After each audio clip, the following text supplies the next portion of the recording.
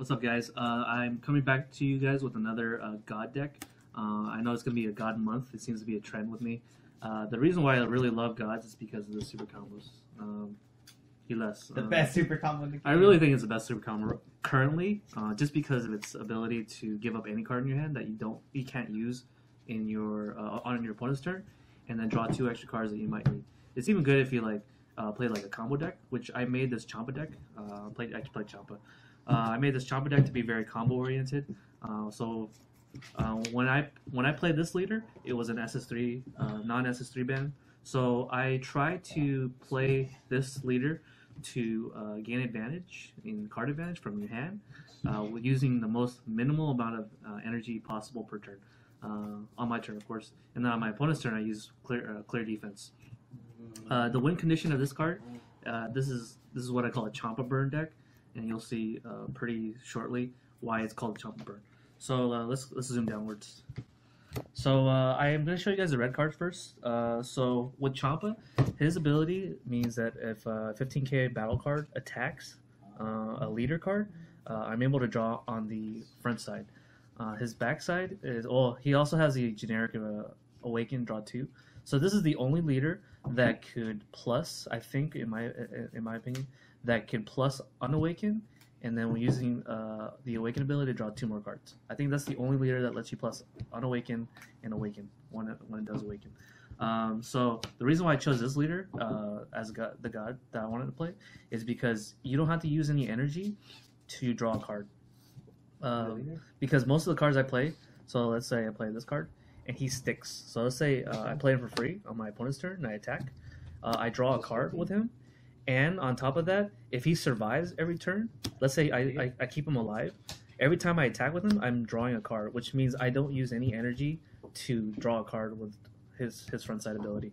So that's really valuable in that sense. So that's why I play cards that allow you to plus while unawakened. So if you watch my games, I never awaken quickly with Champa. Champa actually does really well being unawakened. So he's the antithesis of SS3, where you have to awaken to do well in this in every game. So of course I also play my favorite red card, Rest Shield. It's Double Shot Vegeta. You have to play this if you want to play the defense game, and then also Swarm on your opponent's turn. So definitely, I think it's a staple for most red leaders currently. So you need to play this, and he's a 15k, so I can keep swinging into leaders and drawing cards with him. Staple for every deck, I think, is Unbreakable. If you're playing a control deck, especially if you're playing control, you definitely need Unbreakable.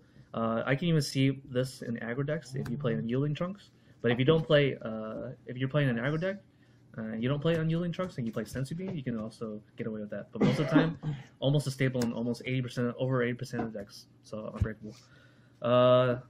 To add on to the field presence, so same thing with him when I play this on my opponent's turn, I'm also playing Topos.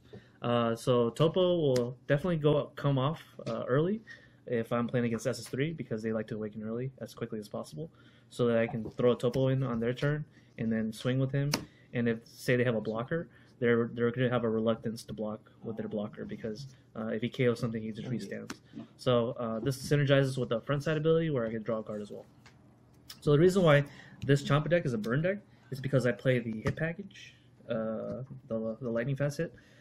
This is the burn strategy that you want to go for with Champa, because the reason why I play only 2 is because I'm able to fetch it pretty well with the draw power that I have with Heles when he does awaken, and on his front side he draws a lot too. So you'll never not see your lightning fast hit, and if it is that very unfortunate that it's in your life, that you can also just take the damage from your opponents as well.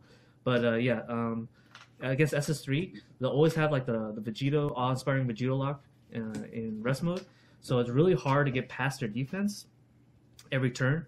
So what you want to do is just make sure that you just snipe them to death because they're at 4 and you just have to snipe them twice, or just snipe them once and just double strike them. His backs, same thing with this one. Against SS3, you want to hit all their super combos out with foreseeing hits. So it really goes well with this against the SS3 decks. You just take out their super combos, and then you swing into the life, and then get him to do a double strike because he's a double strike. Calculate how much he can do. Make sure you guarantee doing the double strike, and then evolving and kill him. that's the plan with this strategy. And now you're probably wondering, okay, well, this is very mana inefficient. So how do you make this mana efficient? Well, that's the cool part. So let's go to the blue part. So the blue part, I play Dragon Fist. I think it's the only card that can interact with barriers currently. This is it does so much things. He is expensive for 6, but I do play the ramp strategy with objection as well. So a lot of people have a reluctance to play objection because in the later games they do end up being a dead card.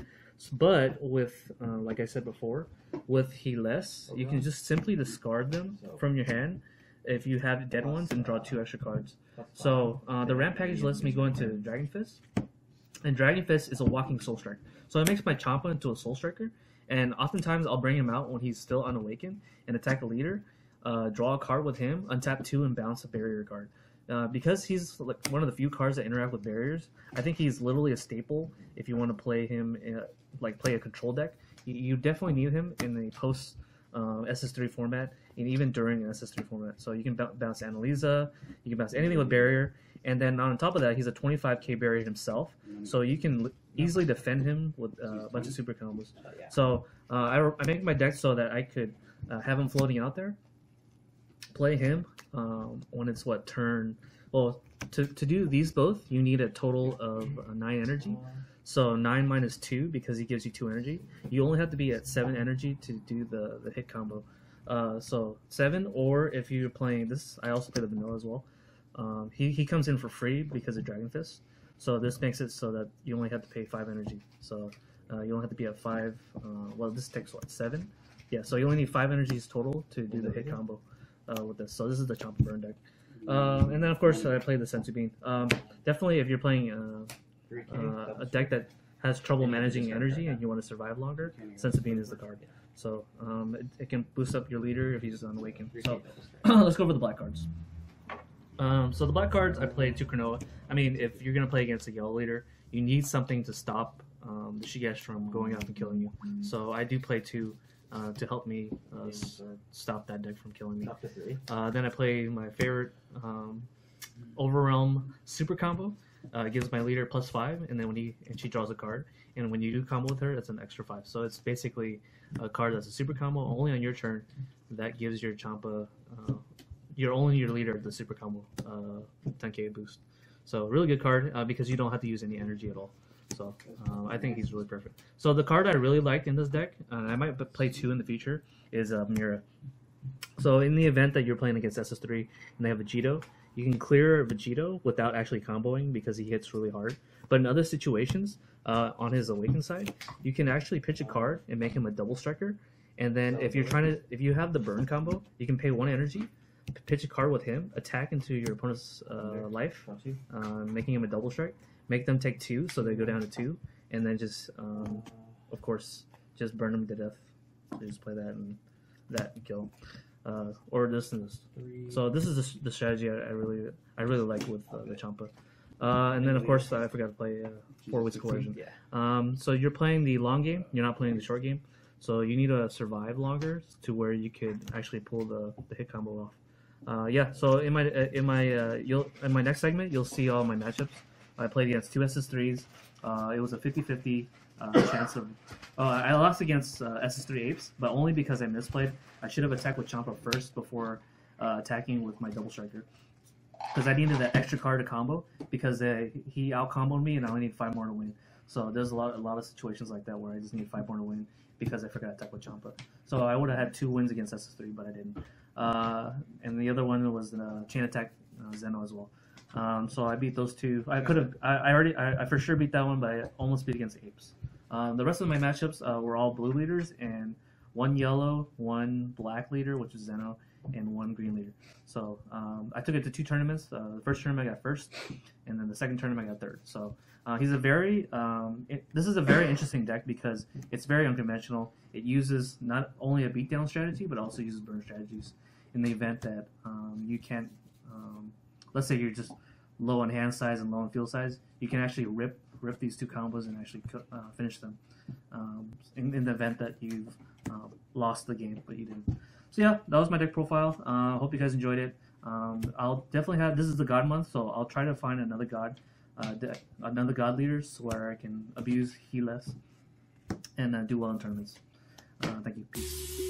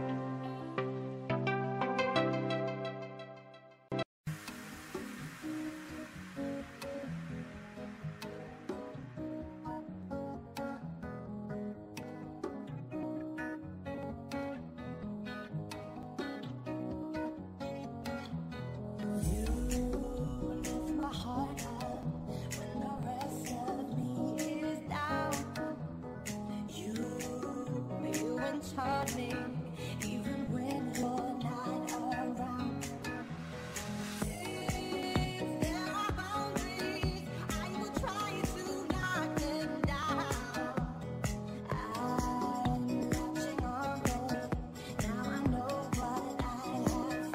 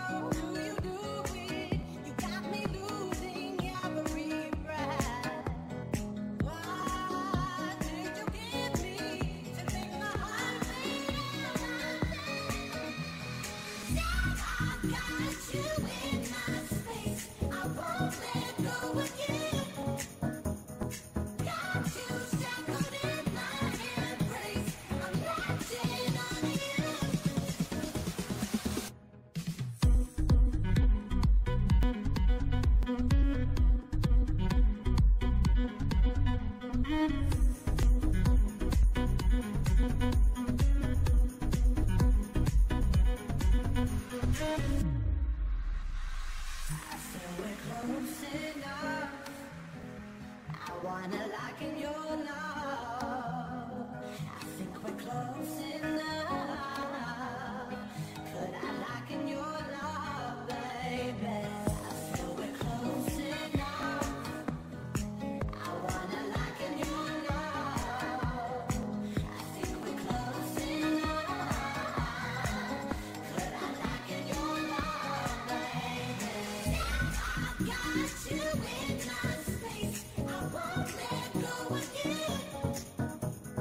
Got you shackled in my embrace. I'm locked in on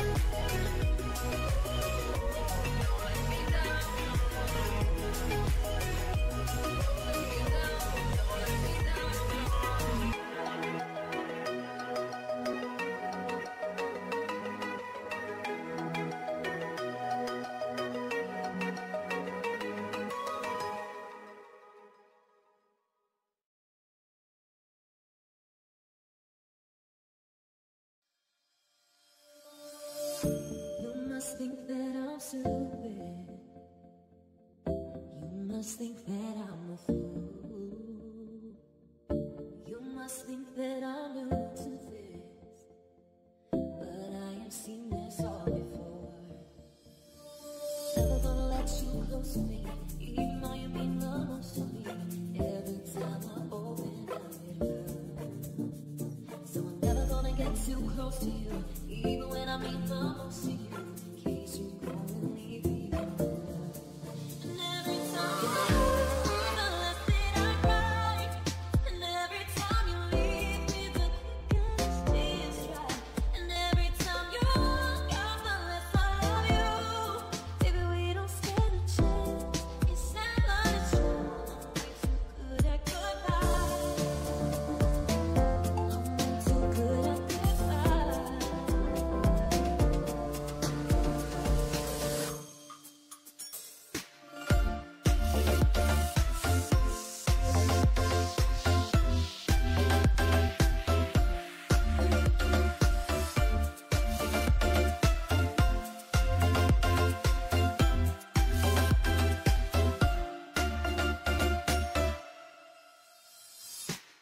I know you're thinking I'm heartless.